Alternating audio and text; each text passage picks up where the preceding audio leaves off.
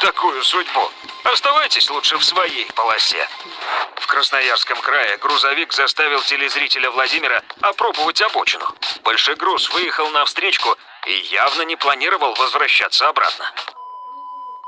Легковушка ушла от столкновения, съехала с асфальта и увязла в глубоком снегу. Если повезет, то остановится кто-нибудь сердобольный. А нет, крутитесь как хотите. На зрителя Юрия напала светлая иномарка, неожиданно вывалившаяся на встречную полосу.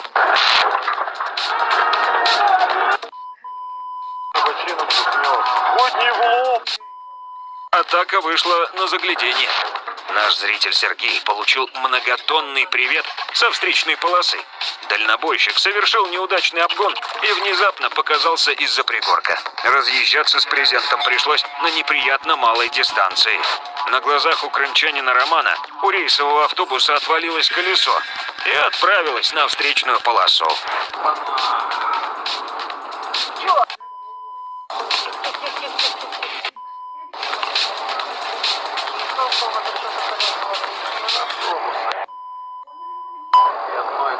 Водитель легковушки проявил расторопность и отказался от неожиданного подарка.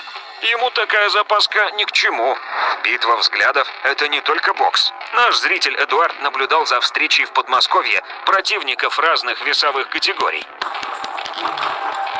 Седан в изгибе дороги залихватски нападал кроссоверу на встречке. Покричали друг на друга на славу. Давно в окрестных лесах так эхо не краснело. Водитель седана проявил изрядную верткость в Ликино Дулево. Со скоростью он, конечно, перебрал, но выкручиваться пришлось по вине перекрывшего проезд выскочки. Зрителя Александра, однако, эти нюансы интересовали мало. Понять его можно. Лихач нашел спасение на встречке. По ней продолжил движение, чуть не ткнувшись носом в легковушку и фуру Александра. Встречка в Алма-Ате – это казахская терра инкогнита. Телезритель Алексей за 1,5 минуты снял 2 незамутненных водятлов. Первый уютно расположился в первом ряду на светофоре, на откидном кресле. Второй хитроумным марш-броском прорвался на прилегающую дорогу, проскочив прямо под носом. Встречка вроде бы есть, но ее как бы и нет.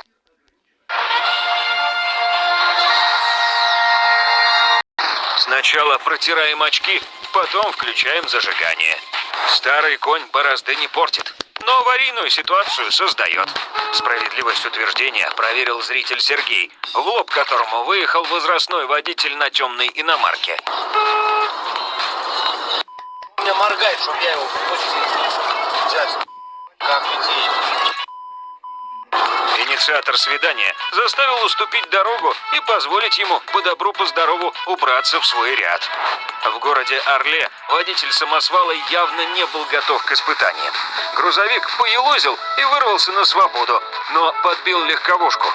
Не можешь справиться с такой машиной, протри очки и пересядь на что-нибудь поменьше. Например, на самокат. Многоходовая комбинация завершилась аварией на зебре. Темный хэтчбэк затормозил, чтобы пропустить спешившихся велосипедистов. И тут же получил мощный удар сзади. Дебил. Пешеходов, ехал. И, пешеход. Иномарка выскочила на переход, как пробка из бутылки шампанского, и врезалась в людей. Девушку задела по касательной, а вот ее спутнику досталось как следует. Нерегулируемые переходы – бич российских дорог, как и подслеповатые торопыги за рулем. Наш зритель Дмитрий остановился перед зеброй, хоть и был в среднем ряду, а владелец седана и не подумал. А когда подумал, было уже поздно. В Магнитогорске водитель иномарки устроил демонстрацию принципов броуновского движения. Минивэн беспорядочно потянулся влево и организовал аварию.